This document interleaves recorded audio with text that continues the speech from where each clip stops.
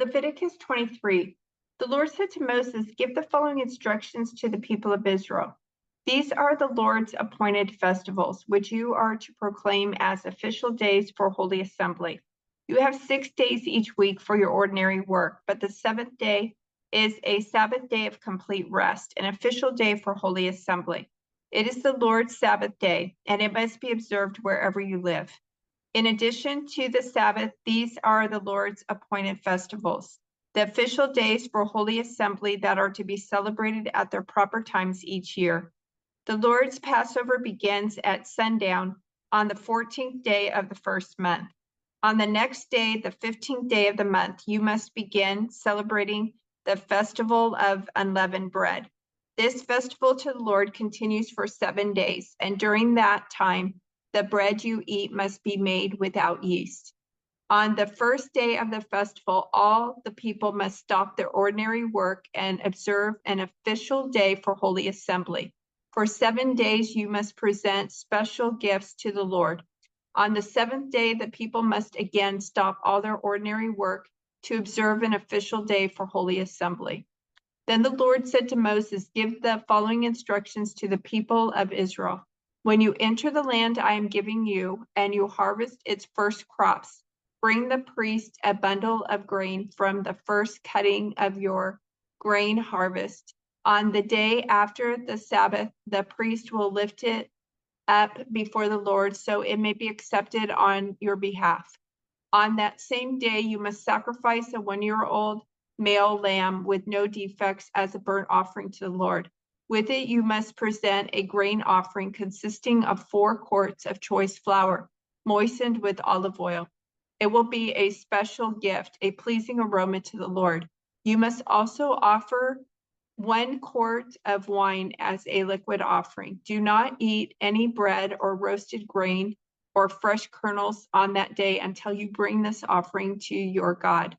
This is a permanent law for you, and it must be observed from generation to generation wherever you live. From the day after the Sabbath, the day you bring the bundle of grain to be lifted up as a special offering, count off 7 full days, 7 full weeks. Keep counting until the day after the 7th Sabbath, 50 days later. Then present an offering of new grain to the Lord. From wherever you live, bring 2 loaves of bread to be lifted up before the Lord as a special offering. Make these loaves from 4 quarts of choice flour and bake them with yeast. They will be an offering to the Lord from the first of your crops.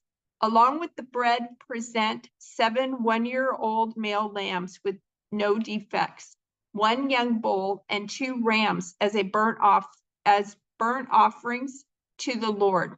These burnt offerings, together with the grain offerings and liquid offerings, will be a special gift, a pleasing aroma to the Lord.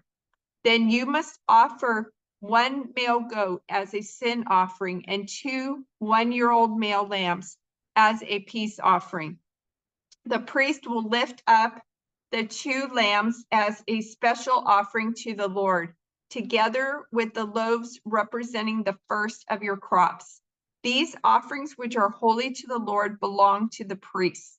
That same day will be proclaimed an official day for Holy Assembly, a day on which you do no ordinary work. This is a permanent law for you, and it must be observed from generation to generation wherever you live. When you harvest the crops of your land, do not harvest the grain along the edges of your fields, and do not pick up what the harvesters drop. Leave it for the poor and the foreigners living among you. I am the Lord your God." The Lord said to Moses, "Give the following instructions to the people of Israel. On the first day of the appointed month in early autumn, you are to observe a day of complete rest. It will be an official day for Holy Assembly, a day commemorated with loud blasts of a trumpet. You must do no ordinary work on that day. Instead, you are to present special gifts to the Lord." Then the Lord said to Moses, "Be careful to celebrate the Day of Atonement on the 10th day of that same month, 9 days after the Festival of Trumpets. You must observe it as an official day for holy assembly, a day to deny yourselves and present special gifts to the Lord. Do no work during that entire day because it is the Day of Atonement, when offerings of purification are made for you, making you right with the Lord your God. All who do not deny themselves that day will be cut off from God's people. And I will destroy anyone among you who does any work on that day. You must not do any work at all. This is a permanent law for you, and it must be observed from generation to generation wherever you live. This will be a Sabbath day of complete rest for you. And on that day, you must deny yourselves. This day of rest will begin at sundown on the 9th day of the month and extend until sundown on the 10th day.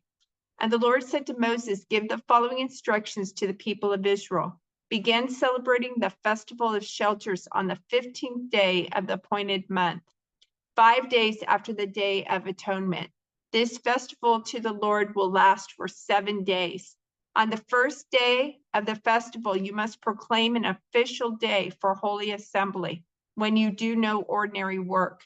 For 7 days, you must present special gifts to the Lord. The 8th day is another holy day on which you present your special gifts to the Lord. This will be a solemn occasion, and no ordinary work may be done that day. These are the Lord's appointed festivals. Celebrate them each year as official days for holy assembly by presenting special gifts to the Lord, burnt offerings, grain offerings, sacrifices, and liquid offerings, each on its proper day. These festivals must be observed in addition to the Lord's regular Sabbath days, and the offerings are in addition to your personal gifts. The offerings you give to fulfill your vows and the voluntary offerings you present to the Lord. Remember that this 7-day festival to the Lord, the festival of shelters, begins on the 15th day of the appointed month, after you have harvested all the produce of the land. The first day and the 8th day of the festival will be days of complete rest. On the first day, gather branches from magnificent trees, palm fronds, boughs from leafy trees, and willows that grow by the streams. Then celebrate with joy before the Lord your God for 7 days.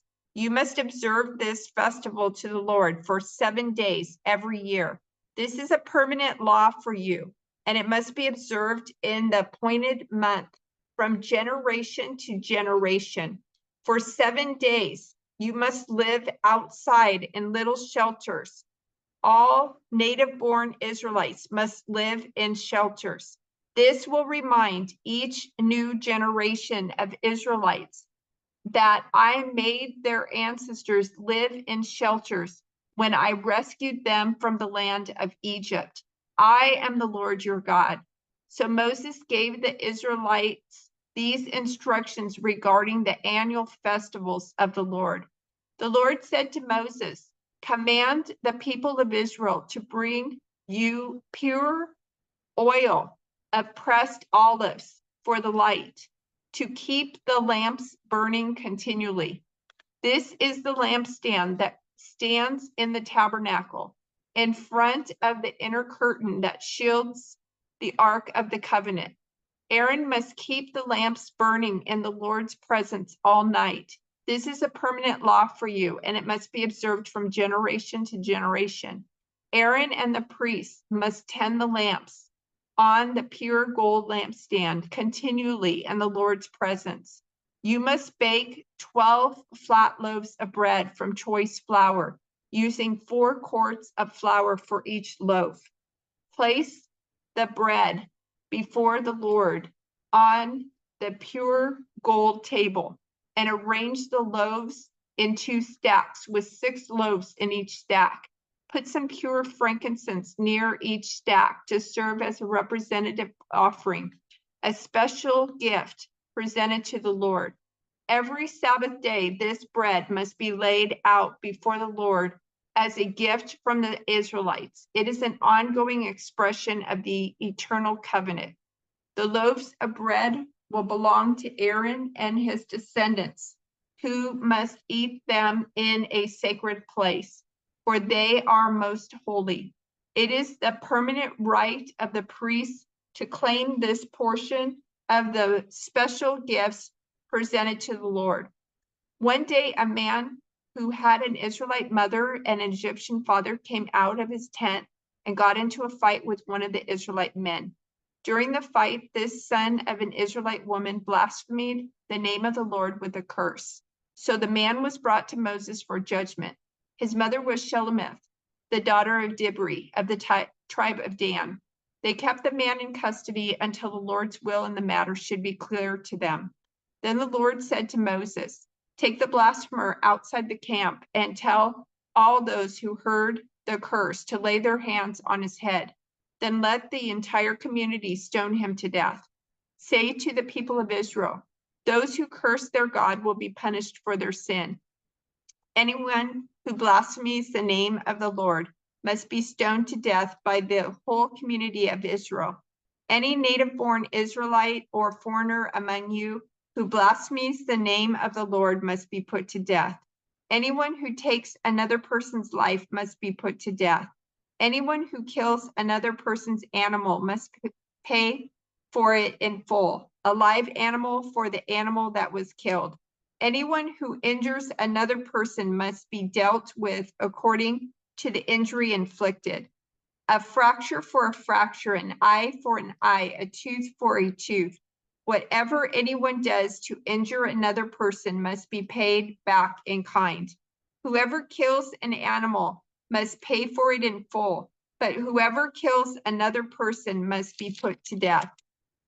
This same standard applies both to native-born Israelites and to foreigners living among you. I am the Lord your God. After Moses gave all these instructions to the Israelites, they took the blasphemer outside the camp and stoned him to death. The Israelites did just as the Lord had commanded Moses. While Moses was on Mount Sinai, the Lord said to him, "Give the following instructions to the people of Israel. When you have entered the land I am giving you, the land itself must observe a Sabbath rest before the Lord every 7th year. For 6 years you may plant your fields and prune your vineyards and harvest your crops. But during the 7th year, the land must have a Sabbath year of complete rest. It is the Lord's Sabbath. Do not plant your fields or prune your vineyards during that year, and don't store away the crops that grow on their own or gather the grapes from your unpruned vines. The land must have a year of complete rest, but you may eat whatever the land produces on its own during its Sabbath.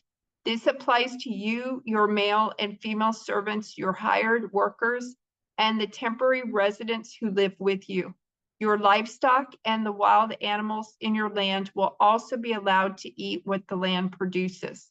In addition, you must count off 7 Sabbath years, 7 sets of 7 years, adding up to 49 years in all.